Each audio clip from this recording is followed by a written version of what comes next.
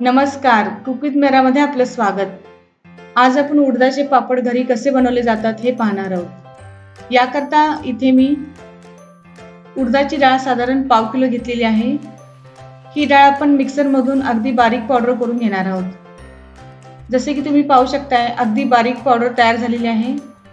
या उडदाच्या पिठाबरोबर लागेल 1 लहान चमचा जिरे, 1 लहान चमचा जाडसर कुटलेली मिरी, 1 चमचा पापडखार. इथे मी 5 ml चा चमचा पापडखारसाठी वापरलेला आहे आणि लागेल 2 चमचे तेल आणि चवीपुरते मीठ. आधी आपण पाऊण कप पाण्यात पापडखार आणि मीठ टाकून ते एक उकळी येईपर्यंत गरम करणार आहोत आणि ते एकदा थंड झाले की पीठ मळायला घ्यावे.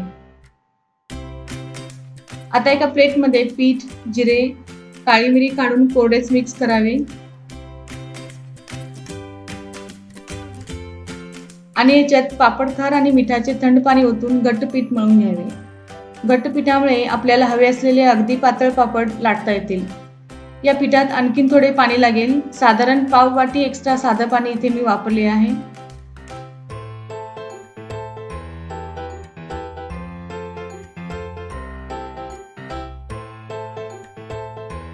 आता हे पीठ इतके घट्ट मळून घ्या आणि याच्यावर झाकण ठेवून 2 तासांकरता हे पीठ असेच ठेवून द्यावे.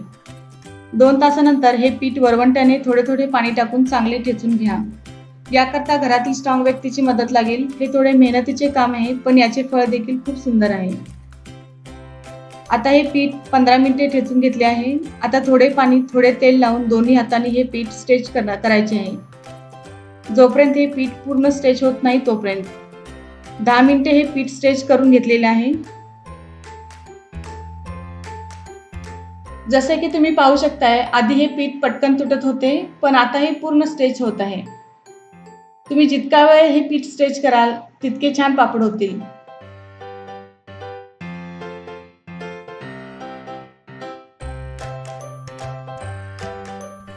आता याचे मीडियम साईजचे गोळे करून घ्या.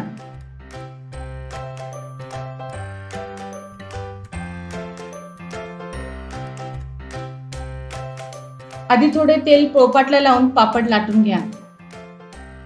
अगदी पातळ पापड झाला पाहिजे.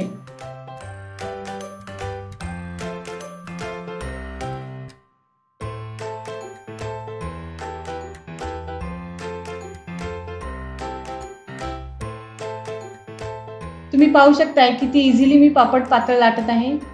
जितके तुम्हाला शक्य आहे तितके पातळ तुम्ही पापड लाटू शकता.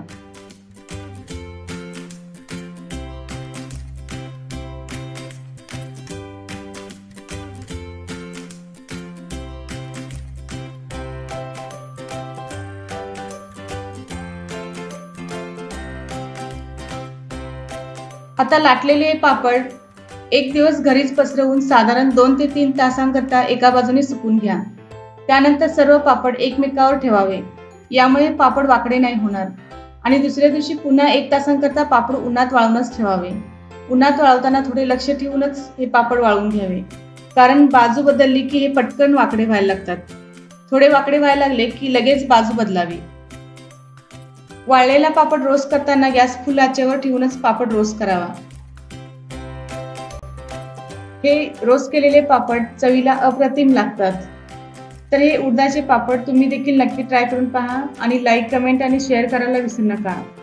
तसेच अधिक नवीन व्हिडिओज करता कुक विथ मेराला सबस्क्राईब करा. पुन्हा आपण भेटणार आहोत अशाच एखाद्या रेसिपी सोबत. तोपर्यंत धन्यवाद.